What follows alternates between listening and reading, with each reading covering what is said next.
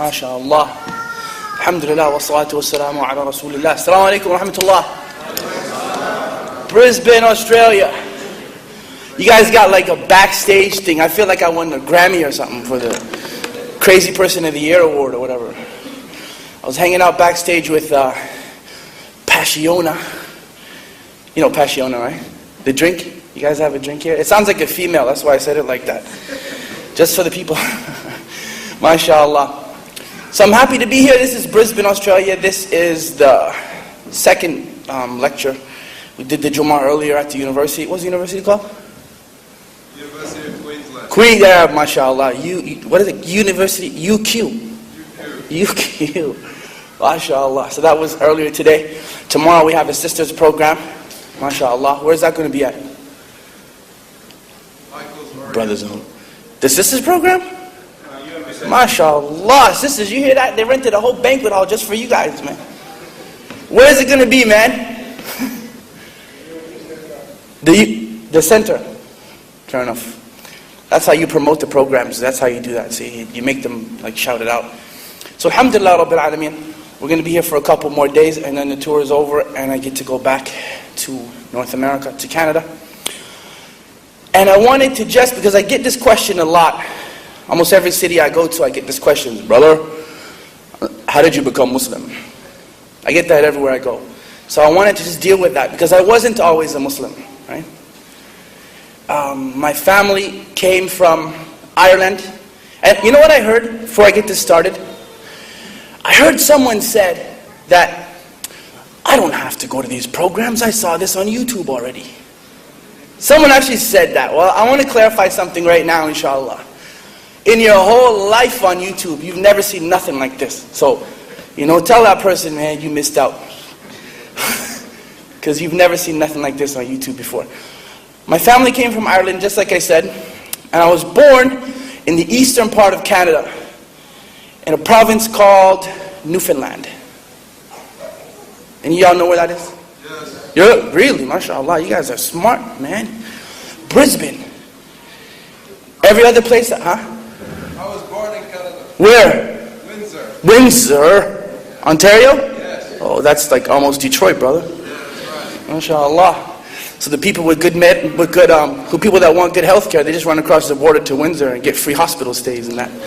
Right. So I was born in Newfoundland, alhamdulillah. And anyone who knows that place knows it's very cold there most of the year. It can get to be like minus 35, minus 40 degrees. Unlike your guys' nice 21 degree winter. 18 degrees, right? MashaAllah. I was born without my eyesight. Alhamdulillah. And when I was 5 years old, my mom took me out of that province and moved us to another province called Nova Scotia, where I started school. Now, this school was interesting because I stayed there from Sunday night until Thursday night. And then on Friday, I would have to go home with my mom on the public transportation, on the bus. And my mom, interestingly enough, sold everything that she had in order for me to go to that province and go to school like that. Because the other students didn't get to see their parents at all, except on the big holidays. So my mom came on the weekends and I went home with her. She would also do the grocery shopping for the whole family on those days, right?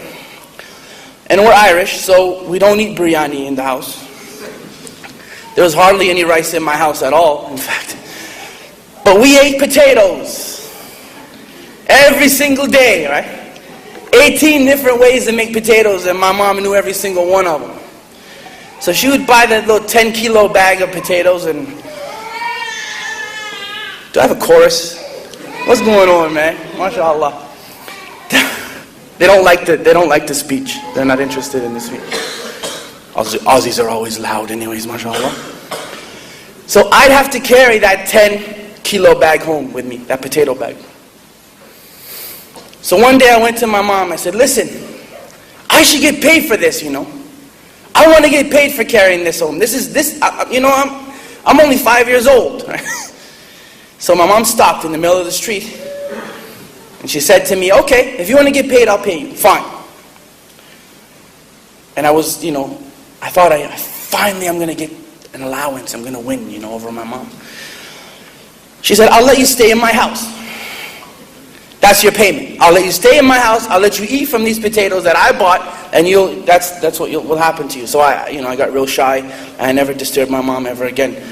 But I was always like that. I would always, disturb people when I was a kid. Like, for example, I would ask the questions that no one else would dare to ask.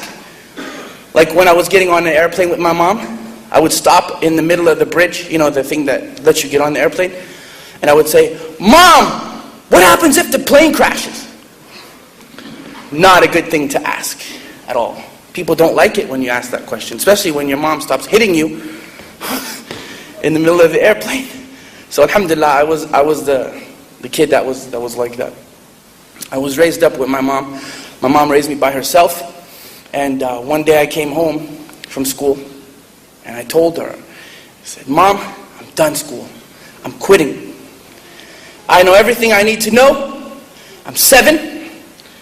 I'm a grown-up person, and that's it. I'm finished. I've had it." So she looked at me and she said, "Good. Today's your last day, right?" I said, "Yes, it is." She said, "Fair enough." Now, my mom had 2 ways of hitting me, or 2 ways of teaching me things. If she didn't have any time, she would just, like that, hit me. And if she had time, she would explain to me. So what she did, she told me to go into the, call it washroom, call it toilet here. Go into the toilet with this rag and clean it for me. So I did that. I came back out, she went in, and she didn't like the job I did at all. She sent me back for a 2nd time. She sent me back for a 3rd time, for a 4th time, finally for a 5th time. I came out, and I had forgotten all about quitting school at that point, because I was upset that I should clean the washroom like that. So she asked me, she said, "Do you like that? How do you like it?" I said, "I don't like that at all. I'm not supposed to be doing that. I'm a man, right, brothers? I shouldn't have to clean washrooms, toilets." I didn't know about marriage then when you have to do it. But when I was a 7-year-old boy, I thought I shouldn't have to do that. So my mom looked at me and she said, "You know what? If you quit school, you're going to be doing this for the rest of your life for somebody else." And I got real quiet. And then she asked me, she said, "Okay, tomorrow's your first day of freedom. What are you going to do? You're off. This is it, man. You're good. You're free. No school tomorrow." I said, "I'm going to be in school. And that's exactly where I was. I was in the front row until I graduated. I did not want to clean toilets ever again. Until I got married, of course. Right, brothers? So that was my mom. My mom was always trying to teach me stuff. She was always trying to help me learn things, because she knew that the world is not an easy place to live in. So she would always try to... I was an only child, but I was never spoiled. And anyone who's Irish knows that when you're the only child, you're blamed for everything. I actually got blamed for the floods that happened here. I was here in September. I did a tour. I did some cities and stuff when I was here. And I went home, and then soon after that, you guys had the Queensland floods and stuff. And my mom said, "You see what happens when you go somewhere? You go to Africa, you stayed in Kenya and they had riots. You go to Australia and they have floods. Next time you're going to sink England, is that right?" So you get blamed for everything when you're a single Irish kid, or an only child in an Irish household. And in the summertime, we'd go visit my grandmother. My grandmother is a lecture by herself. The stuff that happened in Egypt and Libya and Syria and all that. That would have taken my grandmother about 45 minutes. She would have just went on a clean tour. Gaddafi, gone. Mubarak, gone. Hafid Assad, gone. They would have been like, under her version of Sharia in about 3 days. That would have been the end of that. Because my grandmother was crazy, man. MashaAllah. Like, when I got the call to come here, I could almost hear my grandmother in my head. Now, my grandmother is very funny because she has an Irish accent, even though she was born in Canada. So she would have said to me, "So do you think you're impressing those people in Australia? Is that what you think? Just remember, you only sat in the airplane, you didn't fly it. If you want to impress me, you'll swim home, so you will." Right? That was my grandmother. You can never get too big for yourself in my household. That was it. So I grew up like that. I grew up with my grandmother threatening my life on a daily basis. And my aunts would tell her things like, you know, he can't see. Do you know that? I don't care. I don't care if he can't see. And if he keeps driving me demented, he'll need a wheelchair as well. And who's going to drive it for him if he can't see, right? And you guys are laughing at that, right? The sadistic way my family raised me humors you guys. This is Brisbane for real. MashaAllah. So that was my family. My uncles would come from behind you and hit you for no reason. Boom, like that. And you'd turn and ask them, why'd you do that? That's for something you did that I didn't know about. So it should be no surprise to anyone at the age of 8 when I wanted to be a wrestler. Because I had all the home training already. I was running from people bigger than me since I was born. MashaAllah. So I went in my coach's office, wrestling coach's office. I said, Coach, I want to be a wrestler. Like that. No muscles at all. I was actually a very skinny kid. You know our East African brothers? Jazakumullah khair. You guys here? Yeah. Where you at, man? MashaAllah. You guys are slim, is that right? I've been told. Well, if I went to Mogadishu, they would have fed me first. Because I wasn't slim. I was skinny. And very white. Would have been, this guy is like ghost, man. Feed him something before he perishes. Even my mom, like when I wrestled, she's like, you know, she used to call me, we had an Irish potato famine. So I was called the last of the famine people when I was a kid. So that makes you laugh as well, MashaAllah. Abuse is funny in Brisbane, huh? So I went in my coach's office and he kicked me out, right? So get out of here, man. You're too skinny to be a wrestler. Get lost. Go away. Come back in a year. So I did that. I went out and I ate everything I could. Gained 1/3 of a kilo. Came back when I was 9 in my coach's office. Coach, I want to be a wrestler. He tried to throw me out again. And I told him, nope, I'm staying. Today, I'm becoming a wrestler. You told me to come back in a year. I'm 9, and that's it. Today, I'm wrestling. So the coach said, fine. If you want to wrestle, you'll wrestle. He made me wrestle a kid much bigger than me. And that kid, he won. He beat me up real bad. So I went home, and I really wanted, you know, the Arabic mom. Habibi enta. Don't wrestle. Don't wrestle anymore. We'll call the school. I'll make a protest. All my friends will bring signs. You'll never have to wrestle again. Right? I wanted like the Desi mom, right? The Indian mom. Beta. Beta, I love you. I'll make laddu. You'll feel better. Or I wanted the Somali mom. Hoyo. Alela hayo. Warya ba'ni hoyo. I wanted her, right? She'll make lahah and stuff, and you know. We'll be okay, but I have an Irish mom. And Irish moms don't talk like that to their sons. Unless there's a funeral or something, right? So I walked in my mother's house. It will never be my house. It's always going to be my mother's house. And she looked at me with all that love in her eyes. That Irish love. And she said these amazing words. I'll never forget them. She said, what's your problem? What's wrong with you? Why are you walking like that? What's your problem? I said, Mom, and you can't cry. You're 9 years old, right? They'll hit you if you cry anyway. I said, Mom, I wrestled today and I lost. Got beat up. She looked at me and she said, well, it's not ballet, you know. It's wrestling after all. Did I tell you to wrestle? I said, no. Did Coach tell you to wrestle? I said, no. I know he didn't tell you to wrestle because he called me and told me that you're pushing him and he's going to let you wrestle. And that boy who beat you up, that's his job to beat you up. He's a wrestler. You're not. So I'm going to call that boy, congratulate him, because at least he won today. Unlike someone else I know in this room, who didn't win. It's a long way from the alalahayo. Right? So she said, okay, quit, man. Quit. If you want to quit, quit. The next day I was wrestling again. And I got beat up again. I got beat up for like two years straight. I lost every single day. And it almost became like fun for them. Oh, you're wrestling him. All right, good.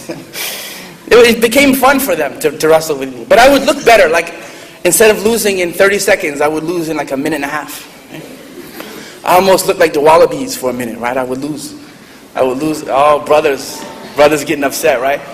Sisters, you got my back up top, right? Yeah. See, I can say whatever I want, akhi. So I would look better. And I got transferred to a different school when I was like 11 or 12. And this coach, I had a different coach. But this coach is different than the first one. This coach used to actually wrestle the boys. He was like 40. Wrestling 12-year-olds. Can you imagine? Like, he would just pick them up and slam as hard as he could, right? And beat them. So I tried out, and I finally won. Finally, I won a match. And I came out, and I wrestled the second time, and I beat that one as well. My tryout was going really well. I wrestled 3 boys in a row, and I beat them all. Now, this coach was wrestling too, for some reason. So one wrestler came to me, and he's like, listen, why don't you fight the coach, man? You should really fight him. And I'm Irish. Like, we can't just say, okay. It has to be a spectacle. Yeah, I should fight him. I should fight him and his mother and his whole family. That's how Irish people say yes, right? It's never just this humble, yeah, okay. It's never like that. I'll fight him, his family, his mom. I'll dig his dead relatives up. I'll beat everyone. You know what's bad is that he was like 7 feet away from me when I was doing all this, right? And I didn't see him for obvious reasons. So he looks at me and he goes, will that be all, Mr. Clare? I'm like, how much of that did you hear? Did you hear it all? How much of that did you catch, man? So he accepted my challenge, needless to say. And we locked up, me and him were wrestling back and forth for about 10 minutes. Now, he's older than me, but I'm like faster than he is. And I'm used to getting beaten up because of all the matches I've lost over the years to people. So my body is used to that now. I get up after 10 minutes, and he puts his hand to me like that, and he goes, okay, it's a draw. I took his hand from him, and I just kind of pulled him really quickly, and I jumped at the same time and landed on top of him. That was the first time I ever prayed in my life. Oh my God, please don't let this man get up. Please don't let this man get up. Because if he gets up, I'm dead. Because it was a trick that I pulled on him. It wasn't illegal, but it wasn't completely honest. And every Monday night, you guys know the pro wrestling count, right? It's 1, 2, 3, like that. And that's how it was that day. Only in my head, it was more like 1, 2. It was real slow, 3 count. 3. And he didn't get up. I beat him. And I'm standing up in the middle of the ring, and all the people, there's about 150 people in the building at the time, and they're making all kinds of noise. The guys are yelling for me, the pretty girls are yelling for me. I felt like Justin Bieber in 1987, right? It was like a big deal to me at the time. I'm stood up in the middle of the ring like that, and I have no muscles at all. I'm still real skinny, right? I'm almost slim though, so I'm getting bigger, kind of. And I decided on that day that I wanted to be a professional wrestler. I was about 12. Because I liked that attention. I liked it when the people yelled and made noise for me at the time. I really liked it. So I would imitate the wrestlers. I would study from them, and I would learn from them. By them being on TV and stuff. And it was the 80s, right? So we had like Hulk Hogan. I didn't like Hulk Hogan. I hated him. I thought he was an idiot. Some of you guys think he's an idiot too, apparently. My guy was Ric Flair. Flair, even he's an idiot, mashallah. I liked him because Flair looked like he was having fun. He had all the cars and all the nice gold and all the, he was having fun. And all Hulk Hogan had was that stupid belt. And I thought, man, I could buy a belt if I want. So I would act and walk and talk like Ric Flair in my school. Like all the time. I wanted to become Ric Flair at 12. So can you imagine if you're my teacher? How difficult. Rules were reinvented because of me, I think, in those days. So I would walk into class. Woo! Good morning, everybody. Like that. And I wouldn't swear though. I wouldn't have bad language. And that's what made it funny for the teachers. I remember I heard one teacher in the teacher's lounge one day talking about me, and she said, he doesn't have a bad mouth. He just has a very big one. And it's always seemed to be on. There's never an off switch for him. He probably talks in his sleep. That's what the teachers would say about me. So I was very cocky. I was very arrogant at the time. And I'm telling you this because I want you to know my life to a certain degree before Islam, so that you can understand what actually brought me into it. Some brothers say that I take too long on the wrestling stuff. Well, you need to know that in those days, my religion was wrestling. You need to know that. So one day a coach came to me and he said, you know, you're very arrogant, you know, you're very cocky. Why is that? You should be more humble. Like the little kids look up to you. What's your problem, you know? I said, Coach, it's hard to be humble when you're great, coach. That's exactly what I said. SubhanAllah. I was about to get taught a very valuable lesson just after that statement. Alhamdulillah Rabbil Alameen. I had a friend who was wrestling, and he had gotten beaten up by a very big wrestler, about 140 kilos or something. It's like 300 pounds for us. We don't use kilos in Canada. So you can figure it out. 300 pounds, and that's how big he was. He was very big. So I didn't like that. So I jumped in after my friend had got beaten up, and I slapped this wrestler. Pow! Like that. I hit him right here. And he got real mad. Which is what they tend to do, right? Big guys, when you slap them, they get really upset. Just so you know, brothers, right? Don't go hitting like some big, huge Aussie guy. He's going to kill you. So this guy got real mad. And he's like threatening my life. And you know how wrestlers talk. Anyways, I don't have to get into that. But we agreed to fight, me and him. So I went back in the locker room and I was changing into my gear. And a guy came to me and he said, you know, this guy, he's kind of bigger than you. Do you know that? And of course, I'm Irish, right? I don't care. He's bigger than... Who cares if he's bigger than me? You know how we talk, right? Who cares? So what? 300 pounds is nothing, man. He'll lose 200 pounds today. I'm 98 pounds. He can't beat me. What was that, like 30 kilos? He's 150 kilos. I'm 40 kilos. Right? He can't beat me at all. So I came out, did my whole Ric Flair entrance. Took about 5 minutes to get in the ring.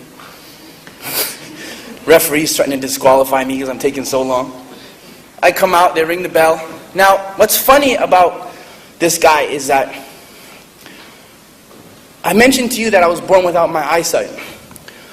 When you can't see, you have no idea what 150 or whatever kilos is.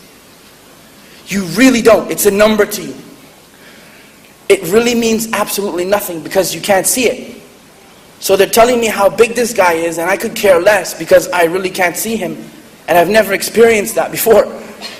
So I came across the ring and I hit him as hard as I could with this arm. I came across, bang, as hard as I could. And he just stood there. And he started to laugh. And I started to beg. Because Ric Flair wasn't answering my calls, and you know, I didn't know what to do anymore because all the kibr and all the arrogance went at that moment. I started to beg for my life. I'm like, listen, you know that slap? Can we forget that? Is that... I mean, my mom's a good cook and you're kind of big. I know. You like to eat, right? She cooks, 18 different ways to make potatoes. You can't go wrong, you know? I'm sorry, man. I'm really sorry. We could be friends. He's like, oh, you're not sorry. You're going to be, though. I was like, oh, man. So he picked me up. And he didn't pick, you know how you pick wrestlers, pick each other up, and then you throw them. He didn't do that. He wanted to enjoy this, like, assault, right? So he picked me up like this.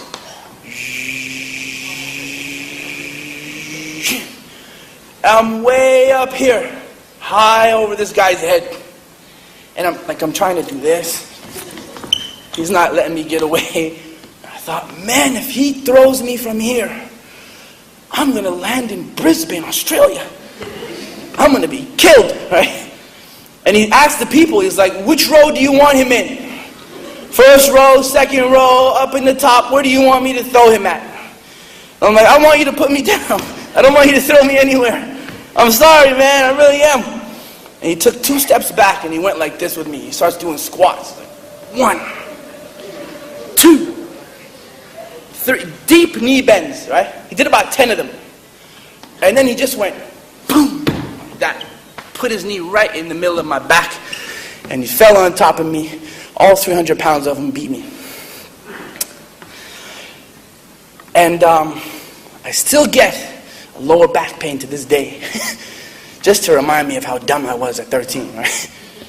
Man, because I learned the lesson, especially young brothers need to learn that, because sometimes you guys get carried away and your testosterone takes gets better of you and you make some really bad mistakes. No matter how bad you think you are, there's always someone who's greater than you are. I learned that lesson on that day. I was out of wrestling for about a month, right? Didn't tell my mom, because, I would have got yelled at probably. Did I tell you to wrestle, 300-pound wrestler? I didn't tell you to do that. I'm going to call him and congratulate him, because I didn't have this Somali mom, right? So I stopped wrestling for about a month and came back in. And of course, I made all kinds of noise while I lost, right? He cheated. He's a coward. He was never there when I said those things. I actually wrestled him later on when I was about 20, 21, and I beat him eventually, but I was a lot bigger then. But what happened to me caused me to study a little bit. I liked to read at the time when I was off, especially. I started to read a lot. And I read a book by Alex Haley. And it was about the African-American slave trade. It wasn't really a trade, was it? Africa still didn't get paid back for it, so it wasn't a trade. And the book was called Roots. Y'all ever read that? You read it or you saw the movie? Come on, brother. You gotta read it, man. I read it in Braille. It was about 1,700 pages. And I read it all. It took me 2 months. I read it by hand. Alhamdulillah. And it talked about an African boy who was kidnapped from Gambia and stolen away from Africa and brought to America. And all the different things that he went through as a slave, and his children went through, and their children went through, all the way until the 1970s when the author got to go back to where these people were kidnapped from. Now, people have, alhamdulillah, I was blessed to go back to Ireland and do this in February. I did this talk when I was there in February. And I got to go back to the place where my family originated from, where they came from. And I kind of have a better understanding now of what the African Americans lost, because they can't do that. They really can't go back to their places where they were kidnapped and stolen from.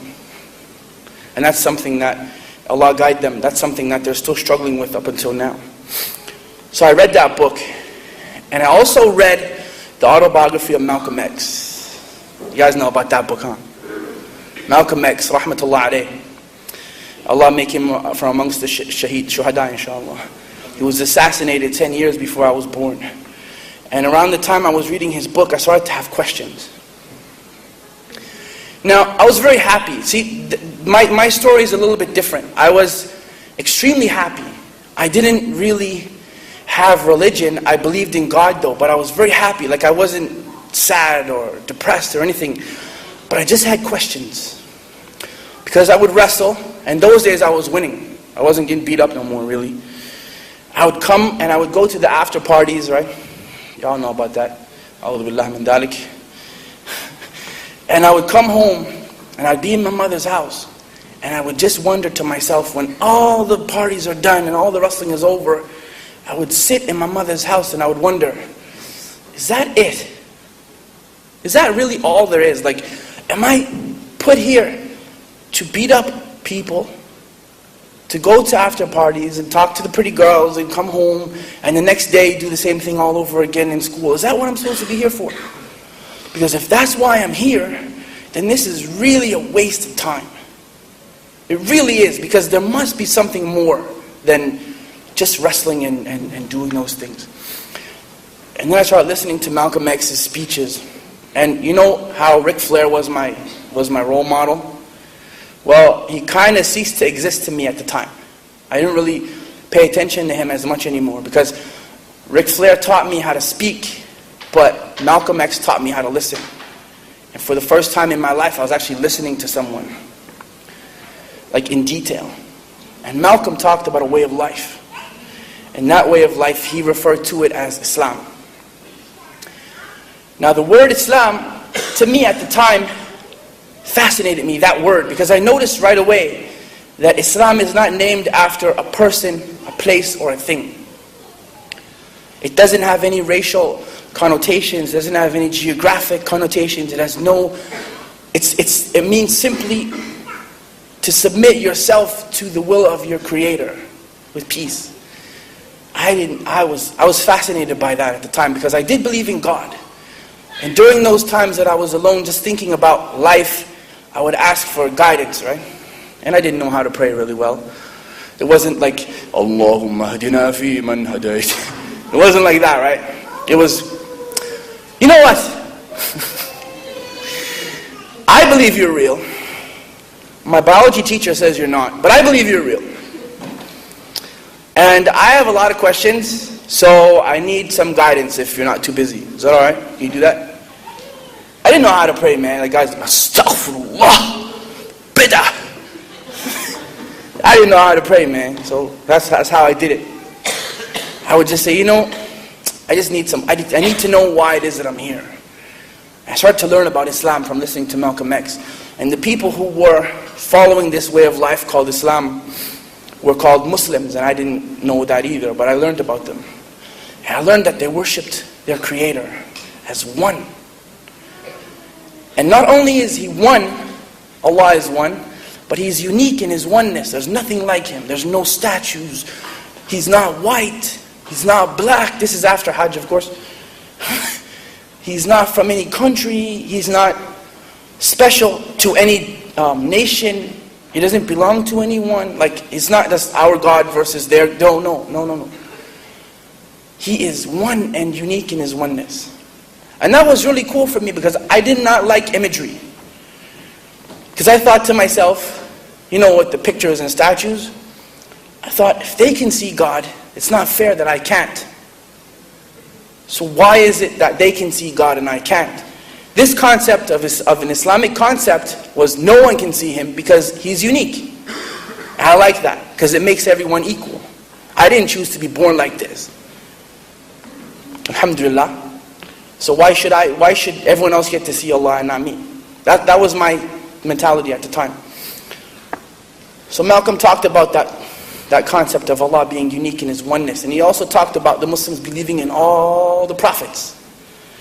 From Adam until Jesus, peace be upon him, and ending off with Muhammad sallallahu alaihi wasallam, and peace be upon them all.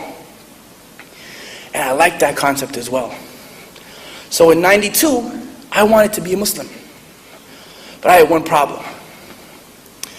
I couldn't find the Muslims. I didn't know where the Muslims were. But Malcolm X, he gave me some ideas, right? Listening to him. He mentioned going to Mecca. And he mentioned that there was Arabs there. So I started looking for some Arabs, man. So I went to every kebab house in my neighborhood. I didn't buy nothing. Get out of here. Ya Kalb. I thought that was my name. I'm like, that's not my name. My name isn't that. You don't have any money to buy anything. Ruhi Allah b'sur'ah. Right? So alright, Arabs didn't like me. I didn't have no money to buy nothing. I didn't know that like a lot of Arabs weren't Muslims. I didn't know that at the time. Anyway, it doesn't matter. So Malcolm started talking to me about brothers from India, Pakistan. I was like, alright, I'm going to look for me some Pakistanis then. So I know they drive taxis. They drive cabs in my neighborhood. And I'm not trying to be like racist, right? I'm just telling you that that's the only knowledge I had. Arabs had kebab shops and Indians drove taxis. And Somalis were having a war, so they had no time to talk to me at all. So, you know, forgive them. They had other issues that were much bigger than me at the time. I didn't know where it was though, right? So I started going to the brothers, right? I didn't know that most Indians weren't Muslims. I didn't know that. Get out if you're not going anywhere. So I have questions, man. I don't care you have questions. I have questions, man. Are you Muslim? I have questions. Get out. Go ahead, get lost. So I was only a kid. Imagine like some little kid comes to you and starts, I have questions. I didn't work for the FBI, right? But they got rid of me. So I kind of just let my Islam rest a little bit. I still read about Malcolm X, and I still, rahmatullah alayhi, and I still learned about Islam when I could, and different sources. I had encyclopedias and different things like that. But I knew that. I said, okay, if I'm supposed to be Muslim, I'm going to become one. And I just left it like that. I stopped looking in kebab houses. I actually bought things when I went there. But in 1996, I had a perfect wrestling record. 29 wins and no losses. I felt pretty good about myself. Remember my first year of wrestling, right? I had lost. I don't even know how many I lost. I don't keep track of losses. I only keep track of wins. So I won 29 straight that year. Alhamdulillah. And I also had got a job offer to go to Toronto. Y'all know Toronto? Toronto, yeah, everybody knows Toronto, right? Toronto, it's like 2-3 hours from Windsor, brother. MashaAllah. I forget you, Ari. I know, you're still there. I see you, man. Another Canadian, right? Alhamdulillah. So I got a job offer to go to Toronto to work at a computer camp for people who can't see, basically. I was like entertainment director or some madness like that. I was supposed to make them laugh for 3 weeks. It's my job, basically. So I get on the airplane and I'm so happy. They're going to pay all my expenses and they're going to pay me to work. And I'm just like flipping out because I'm going to the big city. So I get on the airplane, right, and I'm like high-fiving everybody. What's going on? I'm going to Toronto, man. I'm high-fiving the attendants and I'm like Ric Flair all over again. I'm flipping out. I get off the airplane, and I'm still doing that all the way down to the baggage place. And on the day of, the first day of work, I remember, I met this sister, Pakistani sister. I'm not going to say her name because I promised her that I wouldn't. But to me, she had a funny name, right? So I ain't used to that, right? I'm used to those names, man. So I'm like, that's not your real name. Your name is Lisa. Tell me the truth, you know. That's not your real name. You're just acting like, you know. She's very, very patient, Jazakallah khair. She said, no, that's my real name. I said, all right, what kind of name is that? Where did you get that name from, you know? She told me that's the Arabic name. And Arabic, just something kind of went off in my head. I said, so you're Muslim? She's like, yeah. And brothers, don't ever do what I did, okay? I'm just telling you right now, because I leaned in real, like about 6 inches from her face, and I went, I want to be Muslim too. And she went, right? Psychotic kid from Nova Scotia. So she asked me, she says, what do you know about Islam? I said, nothing. Absolutely nothing. But I want to be Muslim too. I just know that they believe in God as one, and I like that, and I want to be Muslim, and I want to be Muslim right now, today. So she's like, okay, calm down, which tends to be what everyone tells me throughout my life, even up to now. Right? Calm down, relax. Said, no, I want to be Muslim now, right now. We didn't even have Red Bull back then. Imagine if I had Mother or Red Bull or one of these things, I would have been dead if I had Red Bull back then. So she told me, she said, I'm going to come back to work tomorrow and I'm going to have a book. I'm going to get a book from my dad, and it's going to tell you about the 5 pillars of Islam. I said, no books, no. I'm going to become Muslim now, and then you can teach me later. She said, no. In order for you to be, she's very calm, mashallah. In order for you to become Muslim, I have to know that you understand certain things. Because I'm not just going to I want you to say that, I want you to become Muslim and actually mean it. So I said, fair enough, okay, I can relate to that. So the whole day, I'm reminding her, don't forget that book, you know. Don't come. Tomorrow, if you don't have that, don't come, please. You're fired. I couldn't fire her. I had no power to fire anyone. But I said, you better bring that book tomorrow, or don't come. So she comes in at 8:30 in the morning. Guess who's waiting at the door? Do you have the book? I said, yeah, I have it. Don't worry, I have it. I said, good. Yeah, I was going to tell you, man. You're going to be in a lot of trouble. If you I couldn't do nothing, you know. So I followed her the whole day. So you're sure you're free tonight, right? We're going to talk about Islam, are you sure? Like, yeah, just relax. You're going to get us both fired. Take it easy, So we sat in a public place. There was like people everywhere. And I didn't know that was the rules. At the time, I didn't know nothing anyways.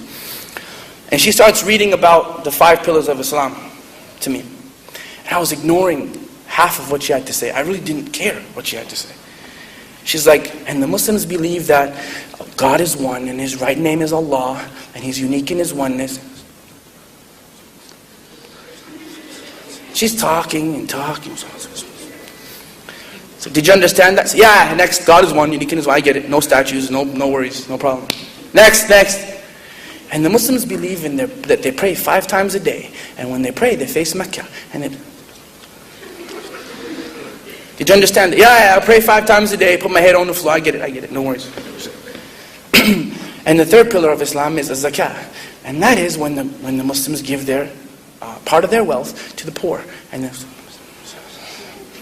you understand that? So, yeah, give all your money to the poor. I get it, no worries. She went on through the whole book like that. And I'm like listening to maybe a third of it. I just wanted to finish, She could have told me that the Muslims believe that the moon is made out of cream cheese. I'd have been like, yeah, cream cheese, no worries. We don't believe that, just in case people. Abu Hafsa said, she's making a bid'ah. Anyway, so she gets through the whole book, alhamdulillah, finally. And she asked me, said, okay, so did you understand that? So yeah, can I be Muslim now? Like, well, since you're so patient, right? On July 3rd, 1996, that's what I said. Ashhadu an la ilaha illallah, ashhadu anna Muhammadan Rasulullah. We bear witness that there is nothing worthy of worship besides Allah. And we bear witness that Muhammad is, without a shadow of a doubt, His last and final messenger. Akthiru salatu wa taslim. So I became Muslim on July 3rd, 1996. But my story is not over. You guys have time? You want to hear the rest of it? You want to pack up and go home now? What do you want? Finish it? Yes? 2 people said yes? 3, 4. My brother from Windsor, what do you want to do, man? I'm not Canadian, I was just born there. That makes you Canadian, brother. I'm Australian. No worries. What do you want to do, man? We'll discuss your geographic location later. You want me to finish the story? Should I finish it or should I end it right now? No, continue. Alright, brother. It's always good to do what your crowd wants, right? So I stayed there for the 3 weeks that I was there. And I worked and I did my job and I learned very little. I went to the masjid. I didn't learn a whole lot in 3 weeks. But finally my term ended. So now I have to go home, right? And I was on the airplane and I was thinking to myself, I'm going to be killed when I get home. These people are going to take my life away. I don't know what, because I didn't know there were Muslims. I thought there was no Muslims in my area at all. So I'm thinking I'm going to have to build my own mosque. I'm going to have to kill my own animals, right? How's that going to look, right? Big chickens and goats in my yard, I'm killing them all. How am I going to get married? I'm going to have to kidnap somebody. I seen the Muslims did that in the movies, right? A'udhu billah. It's not part of Islam. Again, just so we're clear. So, it's a 2-hour flight. And I'm on the flight and I'm just thinking, man, I'm going to be dead. These white people are going to kill me dead. I get off the airplane. Now remember when I went to Toronto, how I was? High-fiving everyone. Yeah, what's up, man? Going to Toronto. I came off the airplane like this. I was real humble, real quiet. My head was down. And my mom came to me and she gave me a big hug, right? Hey, what's going on? How was your job? Like, how did you work? And how was it? And did they pay you? And what's going on? And I went, Mom, guess what I did? Like, when's your court date? I said, no, man. It's not like that. It's nothing like that. I said, oh, it's worse than I thought. What's her name? Come on now. It's not like that either, Mom. So what'd you do then? Said, I became a Muslim. Yeah, she almost cried. You're right. I became a Muslim.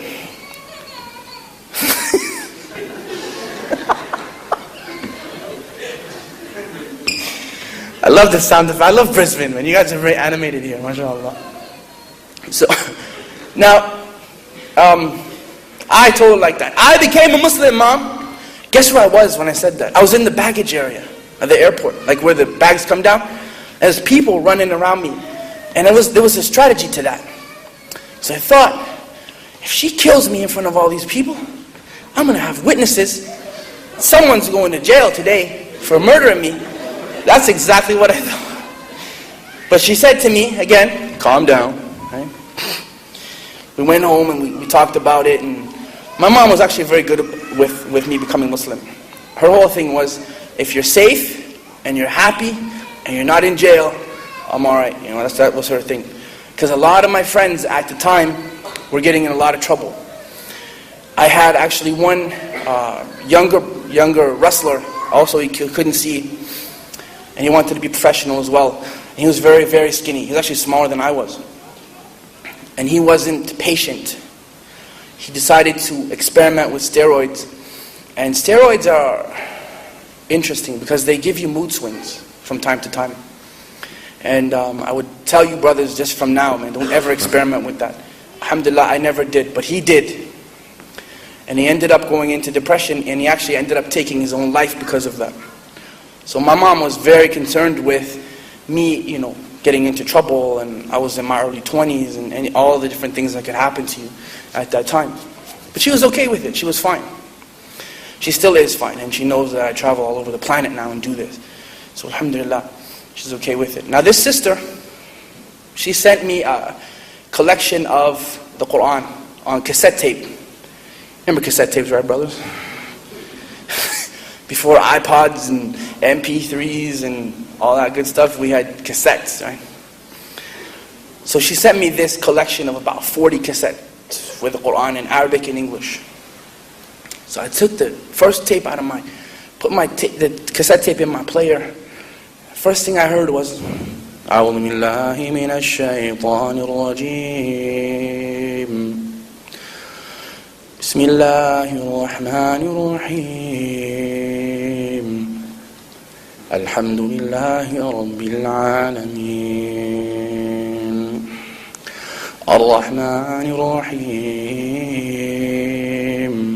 مالك يوم الدين إياك نعبد وإياك نستعين.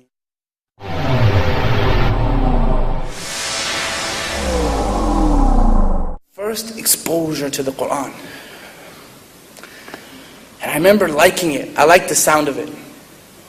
But when I heard the translation of it, and I would encourage you brothers who are not Arabic speakers to really look at it, learn the Arabic, because that's where the barakah is, and that's the speech of Allah, but learn it as well in your language so you know what's being said.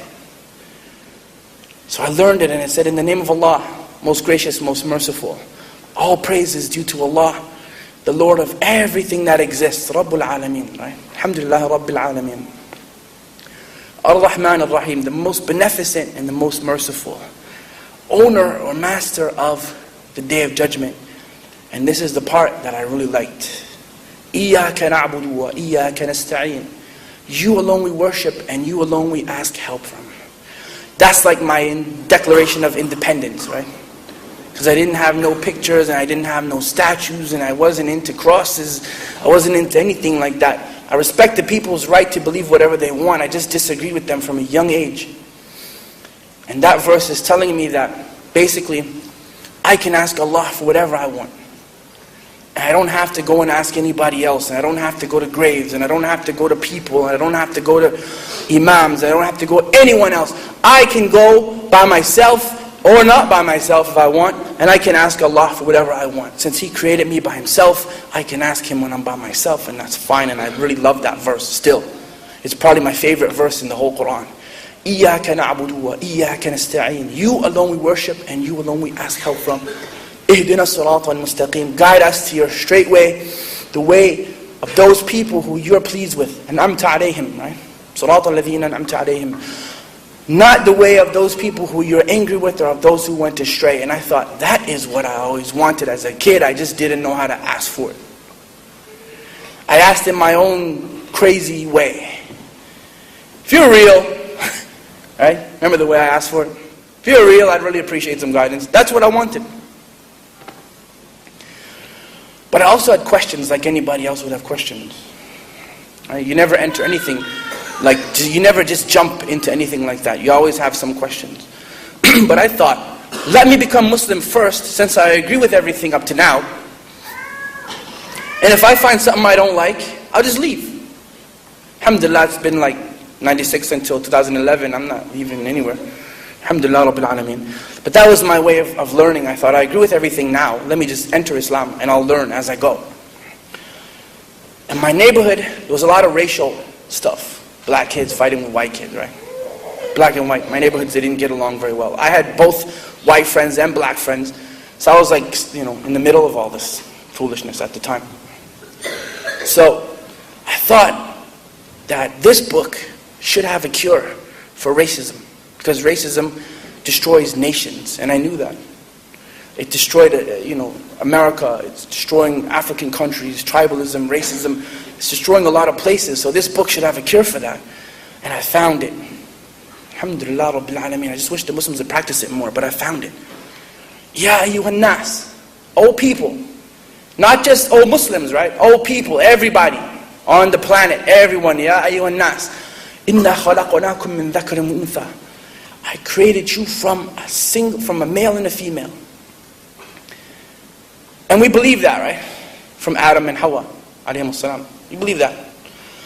Now, since you're from the same two people, I don't care what color you are.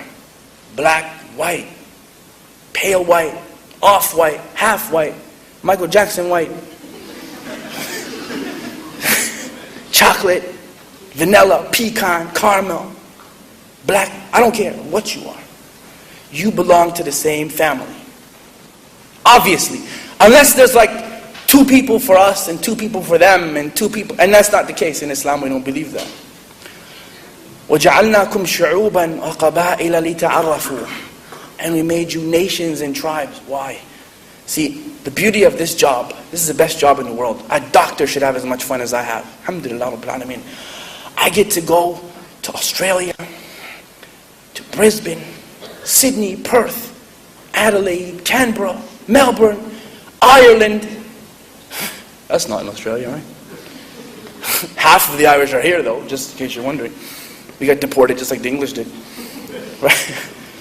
Ireland, England, Scotland, Africa, Arabia. I was in Kenya, Uganda, Tanzania, Canada, where I was born.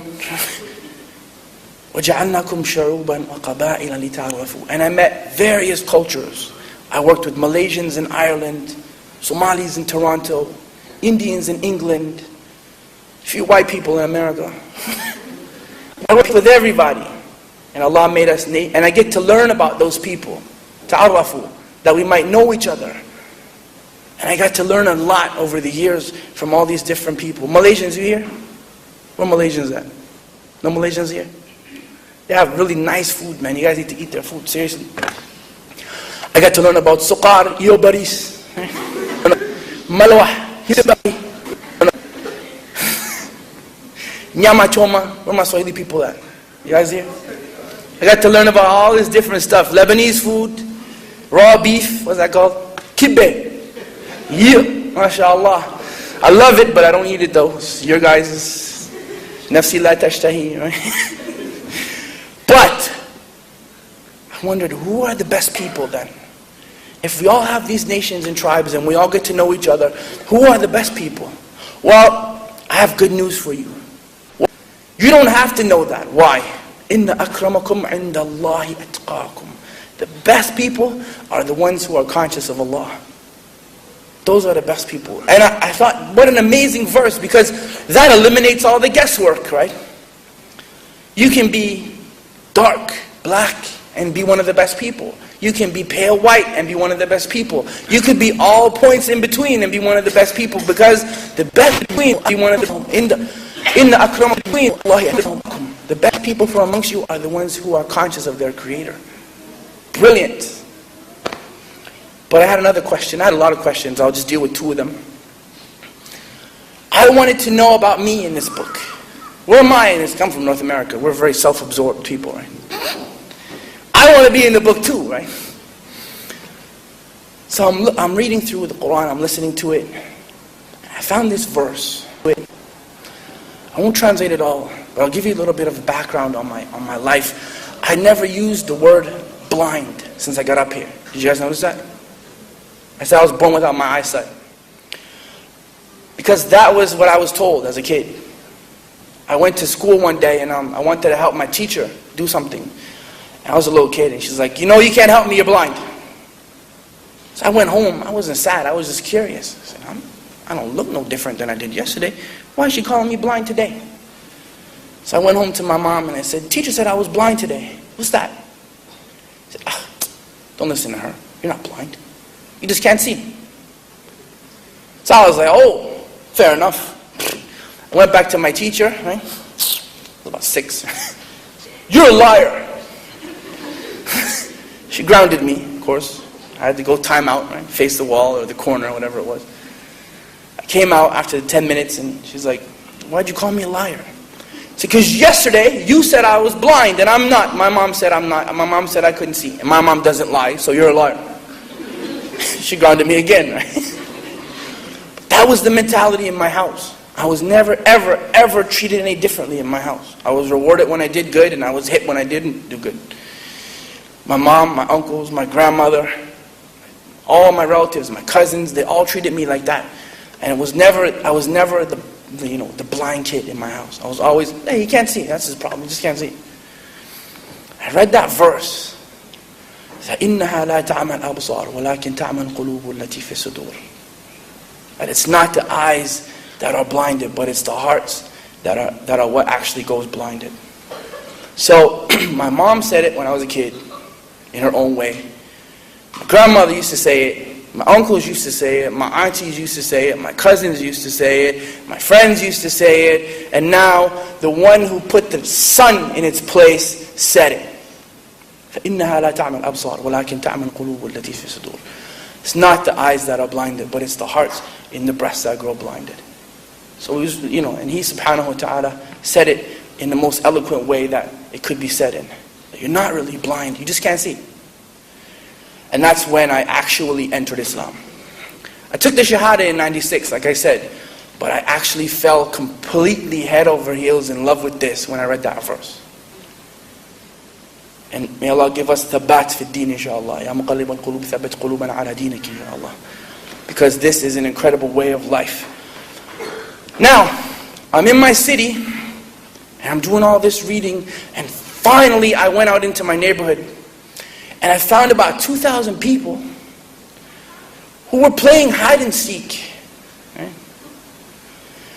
And those people were the Muslims. Oh my goodness. I go to the masjid, all of a sudden there's all these people. Assalamu alaikum, brother. I said, brother? You the one who kicked me out of the kebab house last year? Was that you? I don't have a kebab house. Alhamdulillah, brother. So I met him, and the next brother came to me. Assalamu alaikum. Kiale. I'm like, you have a taxi? Are you the one who? No, that wasn't me.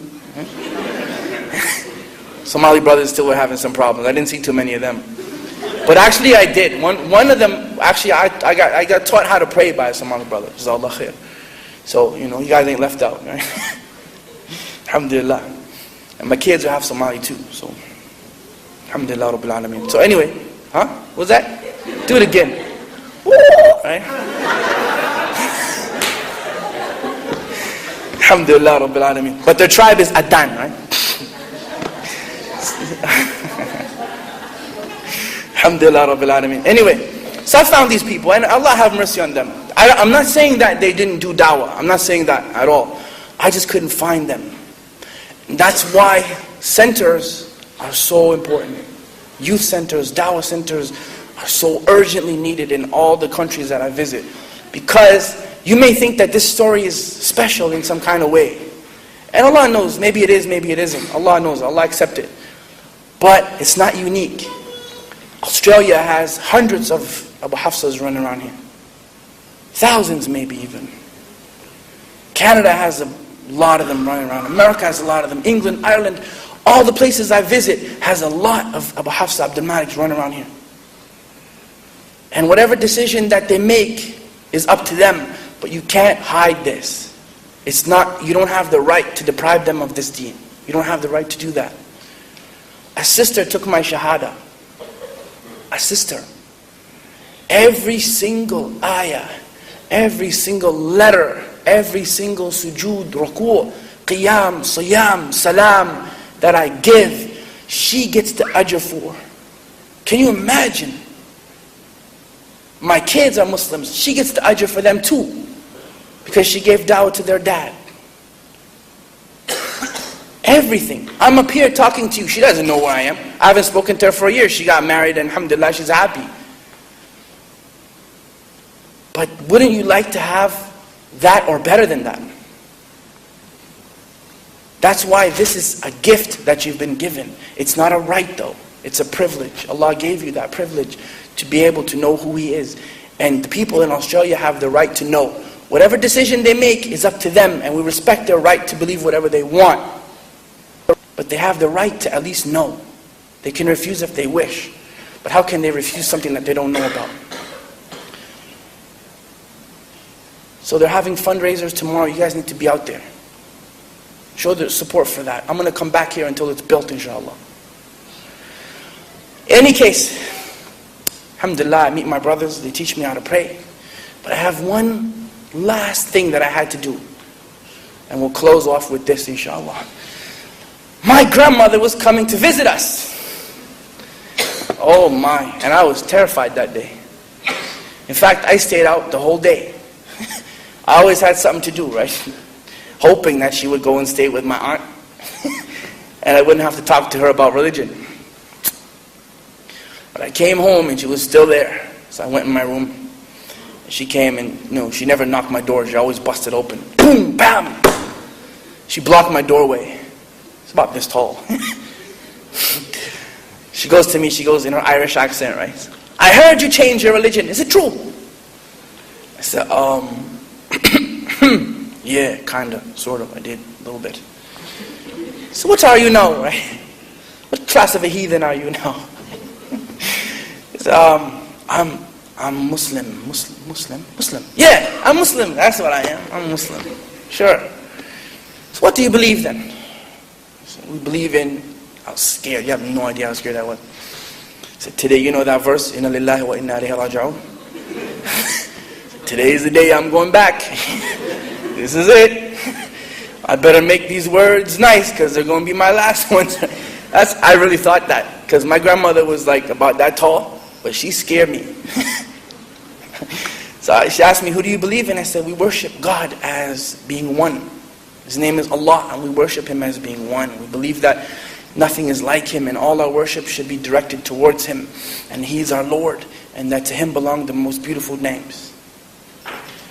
And that He doesn't have any partners of any kind. No fathers, no sons, no nothing. Just Him. لَيْسَ كَمِثْلِهِ شَيْءٍ. Nothing is like Him. I said, well, I believe that also. So I started moving. Getting a little bit more confident, right? Wow. She said, will you stop moving like that? You're driving me crazy, right? What else do you believe? I said, we believe that Allah sent prophets and messengers to show us how to behave towards each other and to show us how to worship Him. So really, who are they then? I said we believe in Adam and Noah and Abraham and Isaac and Jacob and Lot and Ishmael. I had to say the English words, right? My grandmother doesn't know Nuh or Yaqub. So I use the English names, right? Abraham, Isaac, Jacob, Solomon, David, all the prophets from the children of Israel, along with Jesus, peace and blessings be upon them all. I said, yeah, I believe that as well. I said, yeah, but we have one more prophet. And he came from the children of Abraham also, but he came from Ishmael. And his name is Muhammad. Peace, like sallallahu alayhi wa sallam, peace and blessings be upon him. As well as peace and blessings be upon all of the prophets that came before him. We believe in him. She said, well, I don't know much about Muhammad, but I believe everything else she said. So that must be true as well. So I got real happy then, because I knew I wasn't going to die that day, right? said, but I have 3 questions for you though. I said, oh man, here we go, right? She's going to ask me about bombs. The only thing I've ever blown up in my life is a balloon, right? I don't know nothing about no bombs, nothing, man. She's going to ask me about how many wives I can have. You know, it's going to be ridiculous. But she asked me, she said, am I still your grandmother? I said, yeah, of course, you're still my grandmother. What do you mean? Who's going to take that away from you? You're still my grandmother, obviously. And then she said, are you still Irish? See, my grandmother had a real funny philosophy. It's not an Islamic one, but it was a very funny philosophy. She said, there are 2 kinds of people in this world, you know. I said, yeah? I said, aye. Those who are Irish and those who wish they were.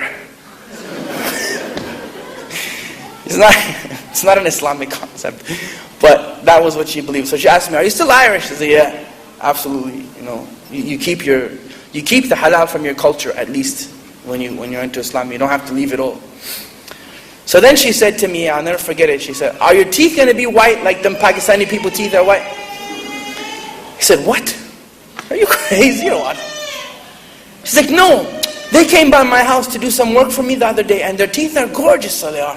They're really white. Now my grandmother, anyone who wasn't from Canada or had an accent was automatically Pakistani, right? You could be from the deepest, darkest jungles of Africa. She'd be like, well, a little dark, but still Pakistani. Right? That's all she knew was Pakistani people, right? So she asked me like that, are your teeth going to be as white as those Pakistani people teeth are white? I said, I'll use Colgate, you know, I'll try it, man. You know, my teeth are not bad, you know. No, they're not, but they don't shine like those. Anyway. So my grandmother was okay with it, and like around 11 months later, she passed away. So she's not with us no more. But that is basically how my life started. How I wrestled my way to Islam. And I wanted to close with that. And I wanted to encourage you guys to come out tomorrow and support the dinner. Jazakumullah khair. The CDs are outside for sale. This lecture is on them. There's a version of it at least on the CDs, and I have brought them. And they're on sale, as well as the brothers have tickets for the dinner tomorrow. You know, I flew 22 hours to come here, so you guys need to drive like 20 minutes, inshallah. It's not a big deal. وذلك ما عندي وصلى الله على سيدنا محمد وعلى آله وصحبه وسلم يقول قولي هذا أستغفر الله لي ولكم. Brisbane, Australia. Sisters, I see you tomorrow, inshallah. What time does it start? 10 o'clock. 10 o'clock. You guys, you know, mashallah, come out. And jazakumullah khair for coming out and showing me a lot of love. Assalamu alaikum wa rahmatullahi wa barakatuh.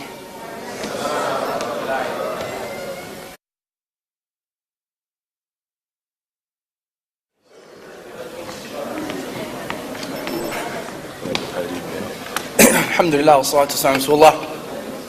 I actually brought Passiona with me because we got a thing going on, so cook the mic, man. Yeah. Okay, first question. How long did it take you to memorize Quran? Alhamdulillah Rabbil Alameen. I'm not a complete hafidah. Not as yet, inshallah. One day, hopefully, I could do that. But so I guess I could answer that by I'm still trying to memorize it all. But you know, some people will tell you that they're having difficulty with it. Even if you memorize like a page a day or a few ayah a day, eventually you'll get there. So may Allah make us from those who memorize His book and who practice what's in it, as well as the Sunnah of Muhammad sallallahu alaihi wasallam. The second question is, would you be able to read some Quran for us? MashaAllah. Alright, I could read a little bit. Actually, I want to just clarify with you first too. For those questions that don't get answered, or for any clarification, I'm going to give my email address, inshallah, because we never get to every single question. So I'm going to shout the email out, and you guys can take it. I'll do it at the end of the talk, so remind me if I forget. أعوذ بالله من الشيطان الرجيم بسم الله الرحمن الرحيم يا أيها الذين آمنوا اتقوا الله ولتنظر نفس ما قدمت لغد واتقوا الله إن الله خبير بما تعملون ولا تكونوا كالذين نسوا الله فأنساهم أنفسهم أولئك هم الفاسقون لا يستوي أصحاب النار وأصحاب الجنة أصحاب الجنة هم الفائزون لو أنزلنا هذا القرآن على جبل لرأيته خاشعا متصدعا من خشية الله وتلك الأمثال نضربها للناس لعلهم يتفكرون هو الله الذي لا إله إلا هو عالم الغيب والشهادة هو الرحمن الرحيم هو الله الذي لا إله إلا هو الملك القدوس السلام المؤمن المهيمن العزيز الجبار المتكبر سبحان الله عما يشركون هو الله الخالق البارئ المصور له الأسماء الحسنى يسبح له ما في السماوات والأرض وهو العزيز الحكيم.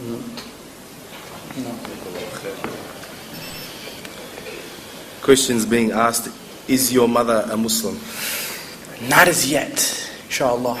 But she does know where to find Islam, and we talk about it quite often, especially now that my daughter is starting to wear hijab. So we talk about Islam quite a bit these days.